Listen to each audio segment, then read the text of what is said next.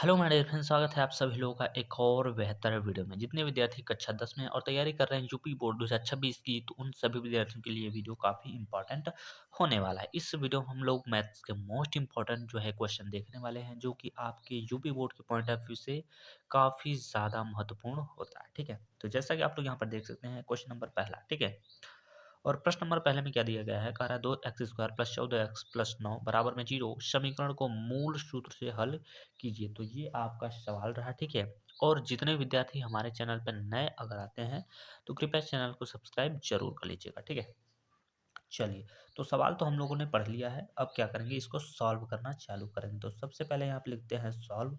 Solve लिखने के बाद जो हमारा समीकरण दिया गया है उसको हम लोग थोड़ा सा देख लेते हैं। तो यहाँ पर देखिए समीकरण में क्या दिया गया है, जो दिया गया पहले उसको उतार लीजिए। तो यहाँ पर दिया गया है 2x² और प्लस में दिया गया है यहाँ पर 14x। ठीक है, प्लस में क्या दिया गया है, 9 दिया गया और बराबर कितना दिया गया है, तो 0 दिया गया है। ठीक है, अब यहाँ से हम क्या करेंगे, हम यहाँ से ए बी सी का मान निकाल लेंगे। ठीक है, तो यहाँ से हम ए का मान कैसे निकालेंगे, अगर आपको नहीं पता है तो x² का जो गुणांक होता है वो होता है ए का मान। ठीक है, और जो केवल x का गुणांक होता है उसको हम बोलते हैं b का मान। तो b का मान कितना है, 14 है। और c को बोलते हैं कांस्टेंट, जो होता है अचर पद, वही हमारा होता है c का मान होता है। ठीक है, यहाँ पर ये बोल रहा है कि मूल सूत्र से हल कीजिए। तो आप सभी को मूल सूत्र का सूत्र पता होना चाहिए। ठीक है, तो यहाँ पर देखिए मूल सूत्र का जो सूत्र होता है वो होता है x बराबर -b। ठीक है, प्लस माइनस रूट में होता है आपका b², क्या होता है b² माइनस का 4ac होता है, और बटे में कितना होता है, तो बटे में होता है 2a। ये इसका सूत्र है।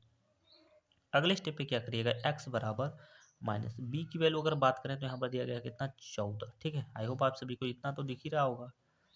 और यहाँ पर लगा दीजिए रूट। यहाँ पर लिखा है b², तो यहाँ पर कितना हो जाएगा, 14 का स्क्वायर हो जाएगा। तो यहाँ पर हमको करना होगा, यहाँ पर 14 का स्क्वायर, इसको रूट थोड़ा सा और बना देते हैं बड़ा, माइनस है 4 है, 4 लिखिए इंटू ए का मान यहाँ पर दिया गया है 2, और इंटू सी का मान कितना है, तो 9 है, तो 9 को कर दीजिए। ठीक, चलिए बटे में क्या है, बटे में यहाँ पर आप देख सकते हैं 2 है, और इंटू ए का मान कितना है, तो 2 है। अब अगले स्टेप पे हम क्या करेंगे, यहाँ पर लिखेंगे एक्स बराबर, ये -14 को आपको -14 लिखना है, प्लस माइनस यहाँ पर आपको रूट में कर देना होगा। ये 14 का वर्ग आप करते हैं। ठीक है, 14 का वर्ग करेंगे तो आपको यहाँ पर प्राप्त हो जाएगा। ठीक है, ठीक है, 14 का वर्ग कितना होता है, तो 156 होता है। आप सभी को वर्ग जो है याद होने चाहिए। माइनस 4 दूना होता है 8, और 8 नवा कितना होता है, तो 72 होता है। तो 72 को माइनस में लिख दीजिए यहाँ पर। ठीक, बटा, बटा में कितना हो जाएगा, तो 2 दूना 4 हो जाएगा। यहाँ पर हो जाएगा x बराबर, ये जो माइनस का 14 है इसको अभी वही लिखिए जो कहते हो, और यहाँ पे लगाइए रूट। अब यहाँ पे आप क्या करेंगे, घटाना करेंगे। तो आप घटाएंगे 6 में से 2 को, तो यहाँ पर आपका आएगा 4, यहाँ पर है 15, और यहाँ पर है 7। तो 15 में से 7 घटाएंगे तो 8 7 होता है 15, तो यहाँ पर 8 बचेगा। ठीक है, नीचे आपका 4 है तो 4 रहने दीजिए। ठीक है, इतना हो जाने के बाद अब आपको करना क्या है, यहाँ पे लिखना है x बराबर, क्या लिखना है, x बराबर ये माइनस का 14 प्लस माइनस, यहाँ पर देखिए क्या करना होगा। अब 84 का आपको जो है फैक्टर करना होगा। तो चलिए सबसे पहले हम लोग फैक्टर कर लेते हैं, उसके बाद हम लोग उससे आगे सॉल्व करेंगे। ठीक है, तो देखिए इसका जब आप फैक्टर करोगे तो इसका जो फैक्टर हो जाएगा वो 2 × 41 हो जाएगा। लेकिन ये फैक्टर जो है हमारे किसी भी काम का नहीं है, क्योंकि ये रूट से बाहर नहीं आएगा। तो इसके बाद आप वही लिख दीजिए। ठीक है, बटे में 4। इतना ही आपका जो है क्वेश्चन का जो है करेक्ट आंसर हो जाएगा। आप चाहते हैं तो इसका ये जो प्लस माइनस है, आप इसको एक बार प्लस एक बार माइनस लेकर 2x का मान निकाल सकते हैं। तो आई होप आप सभी को ये क्वेश्चन समझ में आ गया होगा। तो चलिए बढ़ते हैं अपने दूसरे क्वेश्चन की ओर। चलिए, तो यहाँ पर आप लोग देख सकते हैं, ये है क्वेश्चन नंबर दूसरा। क्वेश्चन नंबर दूसरे में क्या बोल रहा है, कह रहा है यदि समीकरण 2x² प्लस के एक्स प्लस 3 बराबर 0 के मूल बराबर हो तो के का मान ज्ञात कीजिए। तो ये आपका दूसरा क्वेश्चन है। क्वेश्चन बहुत ज़्यादा इंपॉर्टेंट है। तो इसमें भी हम लोग सबसे पहले लिखेंगे सॉल्व, और सॉल्व लिखने के बाद जो समीकरण दिया हुआ हम उसे नोट कर लेंगे।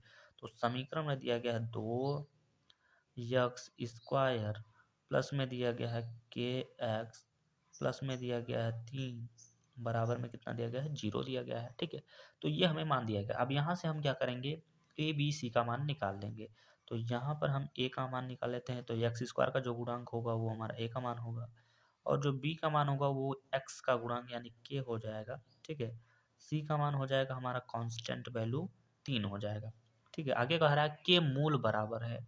जब मूल बराबर रहेगा या फिर मूल समान रहेगा तो उस कंडीशन पे आपको डी का मान 0 रखना होगा। अब यहाँ पर डी आया है, यहाँ पर ए बी सी आया है, तो आपको एक फार्मूला याद होगा वी विक्तिकर का। कौन सा? वी विक्तकर, ठीक है, वी विक्तिकर। तो वी विक्तिकर डी बराबर फार्मूला आपका होता है बी स्क्वायर माइनस में 4ac, जिसमें से हमें डी का मान रखना होगा 0, क्योंकि हमने शुरू में ही बता दिया था। अब यहाँ पर बी का मान कितना हमें पता है, तो बी का मान 2 पता है, तो 2 रखिए, यहाँ पर हो जाएगा 2 का स्क्वायर माइनस में 4 इंटू ए का मान कितना है 2 है, तो 2 रखेंगे। और यहाँ पर बात करते हैं, यहाँ पर थोड़ा सा मिस्टेक हो गया है। अब अगर देखेंगे तो बी का मान यहाँ पर के है, तो यहाँ पर हम के रखेंगे। यहाँ पर ए का मान कितना है 2 है, और सी का मान यहाँ पर बात करें तो 3 है, ठीक है। चलिए यहाँ पर हो जाएगा के का स्क्वायर हो जाएगा, तो यहाँ पर के स्क्वायर लिखेंगे माइनस 4 8 8 3 कितना हो जाएगा, तो 24 हो जाएगा। 24 माइनस में तो 95 करेंगे तो ये हो जाएगा प्लस का 24, और बराबर में कितना हो जाएगा, तो के स्क्वायर। हमें के का मान निकालना है तो इसका स्क्वायर हटा देते हैं। तो जब स्क्वायर हटाइएगा तो ये हो जाएगा रूट में 24, और बराबर में कितना हो जाएगा, तो केवल के हो जाएगा। अब इसको हम क्या कर सकते हैं, इसको हम लिख सकते हैं, इसको हम क्या लिख सकते हैं, तो 4 छंग 24, ठीक है, लिख सकते हैं। अब इसको हमने इस रूप में क्यों लिखा है, इसको समझना होगा आपको, क्योंकि ये जो 4 है ना, ये 2 का वर्ग होता है, तो इसको हम निकाल लेंगे बाहर, और ये रूट 6 किसी का वर्ग नहीं, तो ये अंदर ही रह जाएगा। तो यहाँ पर हो जाएगा बराबर में के। अगले स्टेप पे हम दिखा सकते हैं के बराबर, ठीक है, 2 अंडर रूट का 6। तो यही हो जाएगा हमारे इस क्वेश्चन का करेक्ट आंसर, क्योंकि हमें के का मान निकालना था और के का मान हमने यहाँ पर निकाल लिया है। तो आई होप आप सभी को ये क्वेश्चन समझ में आ गया होगा। तो चलिए बढ़ते हैं अपने तीसरे क्वेश्चन की ओर। तो चलिए यहाँ पर हम बात करते हैं क्वेश्चन नंबर तीसरे के। क्वेश्चन नंबर तीसरा बहुत ज़्यादा इंपॉर्टेंट है। ये क्वेश्चन क्या बोल रहा है, कह रहा है एक आयताकार पार्क की लंबाई उसकी चौड़ाई से 8 मीटर अधिक है। यदि पार्क का क्षेत्रफल 240 मीटर है तो पार्क की लंबाई एवं चौड़ाई ज्ञात कीजिए। तो ये रहा आपका सवाल। तो जब भी आपको इस तरीके का क्वेश्चन दिखाई देगा तो इसमें आप सबसे पहले क्या करेंगे, सबसे पहले तो आपको भैया सॉल्व लिखना पड़ेगा, या तो हल लिख सकते हैं, ठीक है। चलिए यहाँ पर बात हुई है लंबाई और चौड़ाई की। तो यहाँ पर आपको क्या करना होगा, यहाँ पर आपको मानना होगा, क्या लिखना होगा, माना माना माना आयत की लंबाई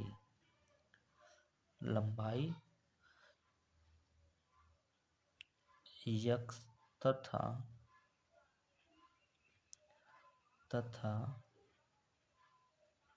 चौड़ाई क्या मान लीजिएगा, तो यक्स प्लस में 8,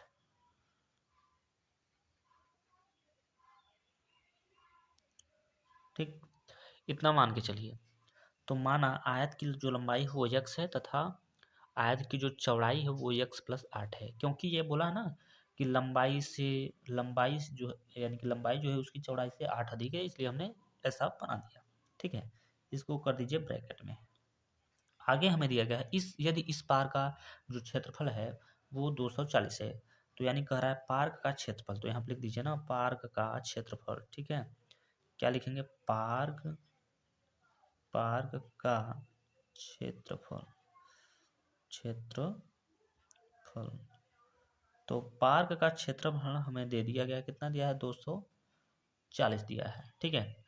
अब देखिए आपको पता होगा क्षेत्रफल बराबर क्या होता है, आयत का क्षेत्रफल बराबर क्या होता है, तो लंबाई और गुणे में होता है चौड़ाई।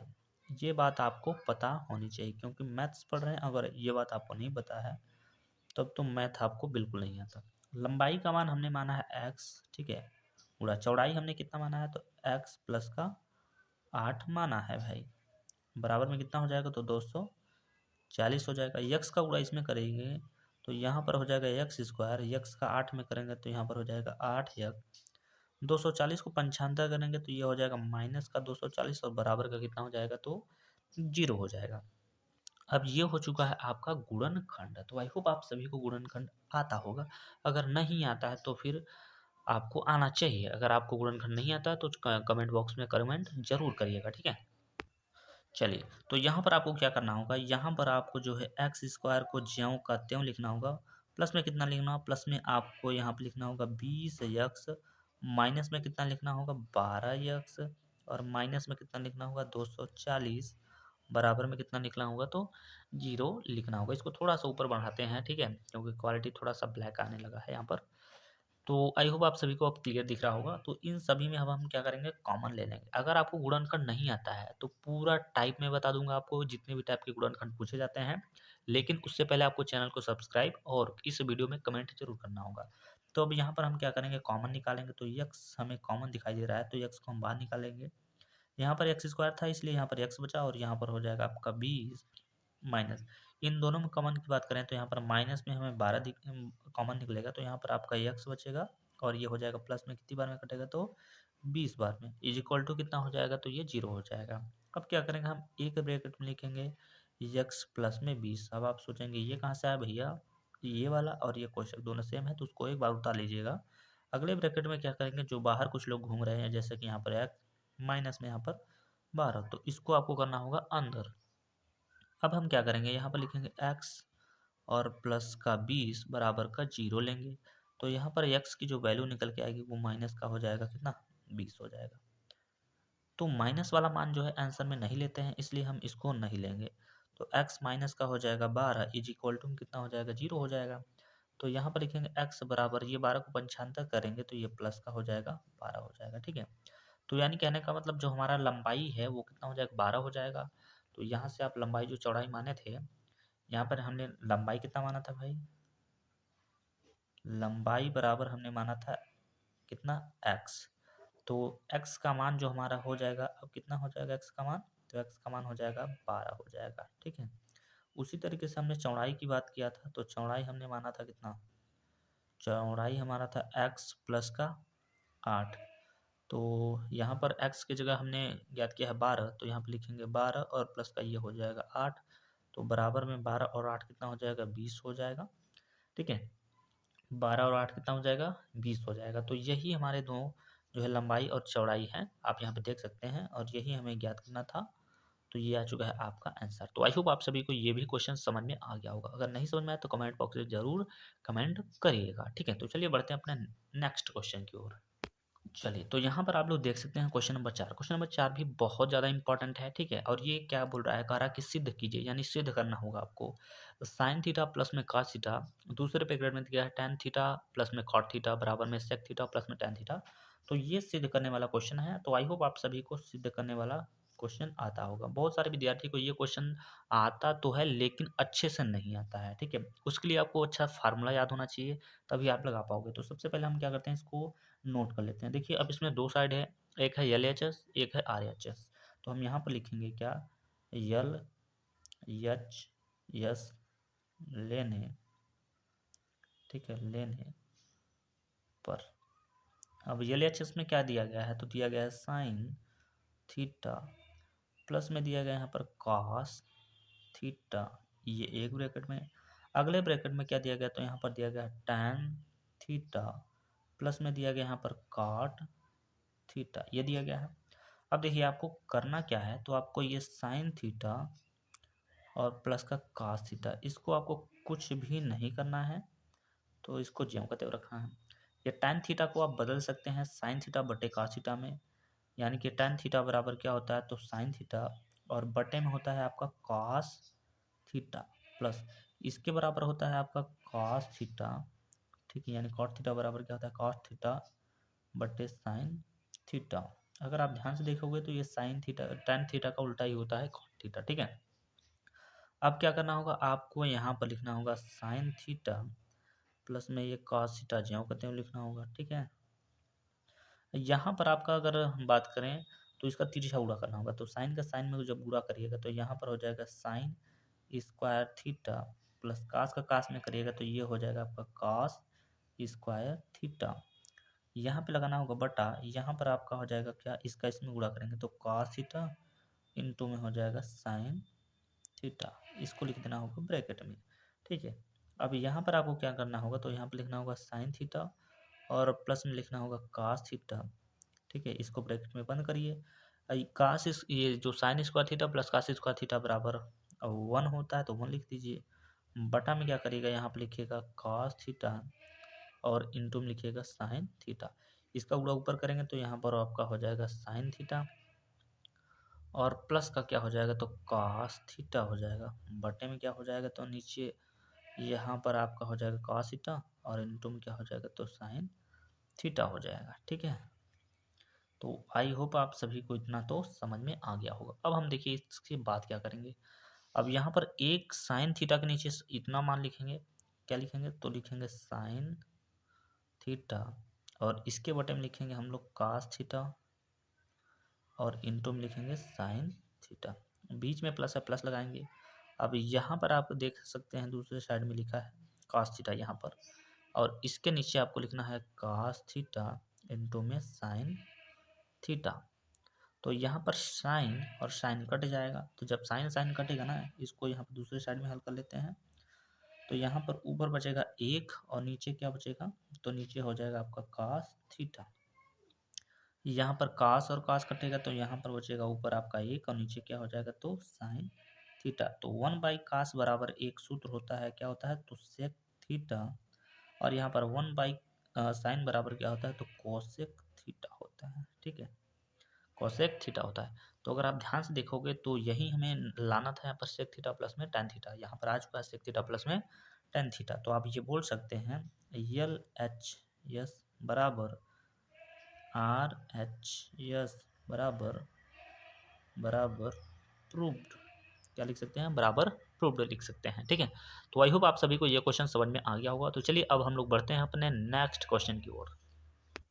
चलिए, तो यहाँ पर देख सकते हैं क्वेश्चन नंबर 5। क्वेश्चन नंबर 5 में क्या बोल रहा है, कह रहा है कि क्षैतिज तल पर ठीक है, क्या बोला क्षैतिज तल पर स्थित एक मीनार की परछाई सूर्य का उन्नयन कोण 60 डिग्री से बदलकर 30 डिग्री होने पर 40 मीटर बढ़ जाती है। मीनार की ऊंचाई ज्ञात कीजिए। क्वेश्चन बहुत सिंपल है। ठीक है, क्वेश्चन बहुत ही सिंपल है। और ये जो क्वेश्चन है ऊंचाई और दूरी एक चैप्टर है, और इस चैप्टर से आपको एक क्वेश्चन जरूर देखने को मिलेगा, और वो भी 6 नंबर को। ठीक है, कितने नंबर का तो 6 नंबर का। सबसे पहले कह एक मीनार है, तो मान के चलिए ये हो गया हमारा मीनार हो गया भाई। ठीक है, मीनार हो गया। अब कह रहा है कि सूर्य का जो उन्नयन कोण है, यानी इसका जो उन्नयन कोण है ये पहले बन रहा था, वो यहाँ पे बना सकते हैं कुछ इस तरीके से इसका उन्नयन कोण बन रहा था। ठीक है, उसके बाद कह रहा है इससे बदल कर 30 डिग्री कर दिया गया है। तो इसको जो है बदल कर अब यहाँ से जो है इसका कोण बनने लगा, थोड़ा सा इसके आगे बनने लगा। तो यहाँ से आप इस लाइन को कुछ इस तरीके से मिला दीजिएगा। ठीक है, तो यहाँ पर जब बन रहा तो ये 60 डिग्री का कोण बना था, जब यहाँ से बदल कर इसको यहाँ पर किया गया तो ये कोण बनाने लगा 30 डिग्री का। अब यहाँ से और यहाँ से जो दूरी है इसका यहाँ पर बता दिया गया कितना मीटर है, तो 40 मीटर इसका डिस्टेंस है। ठीक है, और इसका नहीं पता है तो इसको आप मान लीजिए एक्स। ठीक, अब इसका नाम दे देते हैं, तो मान के चलिए ए है, ये बी है। ठीक है, ये आपका हो गया सी और यहाँ पर आपका हो गया डी। ठीक है, कह रहा है मीनार की ऊंचाई, यही है मीनार और इसको मान लेते हैं एच। ठीक है, क्या मान लेते हैं, तो यहाँ पर आप लिख भी सकते हैं कि माना माना मीनार मीनार ठीक है की ऊंचाई, माना मीनार की ऊंचाई एच मीटर है। ठीक, इतना मान लीजिए। अब इसमें अगर आप ध्यान से देखोगे तो दो त्रिभुज आपको देखने को मिलेगा, एक त्रिभुज ए बी सी और एक त्रिभुज ए बी डी मिलेगा। ठीक है, तो सबसे पहले हम लोग एक त्रिभुज को हल करेंगे, समझ रहे हैं। चलिए, तो हम क्या करते हैं, सबसे पहले लिखते हैं त्रिभुज ए बी डी से। चलिए, अब ए बी डी को लीजिएगा तो आधार आपका जो होगा वो बी और डी हो जाएगा, और यहाँ से यहाँ तक की जो दूरी हो जाएगी वो कितना हो जाएगी तो 40 मीटर दिया गया है, और प्लस में आपका ये यक्स जुड़ेगा तो 40 यक्स हो जाएगा। ठीक है, चलिए, तो यहाँ पर लंब और आधार, और जब लंब और आधार आपको दिया जाएगा तो आपको tan थीटा का यूज करना होगा। तो tan थीटा बराबर क्या हो जाएगा, आपका ए बी हो जाएगा, तो यहाँ पे लिखिए ए बी। बटे में कितना हो जाएगा, बी डी हो जाएगा, तो यहाँ पे लिखिए बी डी हो जाएगा। ठीक, इसको थोड़ा सा ऊपर कर लेते हैं। चलिए, यहाँ पर tan थीटा, थीटा की वैल्यू हम रखेंगे 30, क्योंकि बड़े वाले त्रिभुज को हल कर रहे हैं। तो यहाँ पर हो जाएगा tan 30 अंश बराबर ए बी का मान हमने माना है h, और बटे में बी सी का मान कितना हो जाएगा, तो 40, और प्लस में कितना हो जाएगा, तो x हो जाएगा। ठीक है, तो आई होप आप सभी को इतना समझ में आ गया होगा। अब देखिए tan 30 अंश का मान कितना होता है, आप सभी को पता होना चाहिए। तो tan 30 अंश का मान कितना होता है, तो 1/√3 होता है, बराबर में हो जाएगा h, और बटे में कितना हो जाएगा 40, और प्लस में कितना हो जाएगा, तो x हो जाएगा। ठीक है, चलिए, अब इसका गुणा हम इसमें करेंगे तिरछा, तो यहाँ पर हो जाएगा 40, और प्लस में x बराबर, बराबर में क्या हो जाएगा, √3 हो जाएगा, और साथ में h हो जाएगा। इतना हो जाने के बाद अब आपको क्या करना है, उसके बाद समझने का प्रयास करिए। चलिए, तो इतना हो जाने के बाद अब देखिए आपको करना क्या होगा। अब इसके बाद आप थोड़ा सा ध्यान से समझने का प्रयास करिएगा। आप इतना इसको छोड़ दीजिएगा, ठीक है, इतना आप छोड़ दीजिएगा। आप इसे बना सकते हैं इक्वेशन नंबर 1। ठीक है, क्या बना सकते हैं, इक्वेशन नंबर 1। इसको लिखने का तरीका कैसा लिखेंगे, तो आप √3, ये जो √3 h को पहले लिखिएगा, बराबर में आप दिखा दीजिएगा यहाँ पर क्या 40, और प्लस में x, इसको आप बना सकते हैं इक्वेशन नंबर फर्स्ट। ठीक है, अब यहाँ से आपको हल करना होगा त्रिभुज ए बी सी से। ठीक है, तो यहाँ पर भी लंब और आधार है, तो लंब बटे आधार मतलब आपको tan थीटा लिखना होगा। tan थीटा बराबर क्या होता है, तो ए बी हो जाएगा, ए बी बटे में कितना हो जाएगा, तो बी सी हो जाएगा। यहाँ पर tan थीटा का मान हम कितना रखेंगे, तो 60 अंश रखेंगे, क्योंकि ये 60 दिया गया है। बराबर ए बी का मान कितना है, एच है, एच रखिए। बी सी का मान कितना है, यक्स है, तो यक्स रखिए। 60 अंश की जो वैल्यू होता है वो √3 होता है, बराबर में ये हो जाएगा कुछ इस प्रकार से। अब हम यक्स का मान निकालेंगे, तो इसका गुणा इसमें करेंगे, तो यहाँ पर हो जाएगा एक्स बराबर ये h/√3 आ जाएगा नीचे। अब इसको मान सकते हैं समीकरण नंबर 2 या मानिए। ठीक है, अब यक्स का मान आप इसमें रख दीजिए। यक्स का मान जो है समीकरण नंबर 1 में रख दीजिए, तो आपका कुछ इस प्रकार हो जाएगा। यक्स का मान, यक्स का मान समीकरण समीकरण 1 में रखने पर, ठीक, समीकरण 1 आपका क्या दिया गया, तो √3h इक्वल टू यहाँ पर दिया गया 40, प्लस यक्स का मान कितना पता है भाई, तो यहाँ पर h/√3, तो इसको पंचांतर करेंगे, तो यहाँ पर हो जाएगा √3h माइनस क्या हो जाएगा, तो h/√3 हो जाएगा, इक्वल टू में कितना हो जाएगा, तो ये हो जाएगा 40। इसका इसमें गुणा करेंगे, तो यहाँ पर 3h हो जाएगा, माइनस में h बटे बटे में कितना हो जाएगा, तो √3, और बराबर में कितना 40 हो जाएगा। इसको थोड़ा सा ऊपर करिएगा। तो अब क्या करिएगा, इसके नीचे फिर से एक बनाइएगा, तो इसका इसमें गुणा करेंगे, तो यहाँ पर हो जाएगा 3h minus h is equal to 40√3। 3h में एक h घटा दीजिएगा, तो यहाँ पर आपका बचेगा 2h, बराबर में कितना हो जाएगा, तो 40√3। इसको थोड़ा सा और ऊपर कर लीजिए। h का मान आपको निकालना है, तो h बराबर हो जाएगा 40√3, और बटे में कितना हो जाएगा, तो बटे में हो जाएगा 2। तो h बराबर 2 से काटेगा इसको, तो 2 से ये 20 बार में कट जाएगा, और यहाँ पर लग जाएगा अंडर रूट। मात्रक इसका मीटर है, तो मीटर आप लिख लीजिए। ठीक है, यही आपको निकालना था, ये हमने यहाँ पर निकाल लिया है। ठीक है, तो आई होप आप सभी लोगों को ये क्वेश्चन समझ में आ गया होगा। ठीक है, तो चलिए इस वीडियो में बस इतना ही, मिलते हैं किसी नेक्स्ट वीडियो में किसी नेक्स्ट टॉपिक के साथ। तब तक के लिए जय हिंद, जय भारत।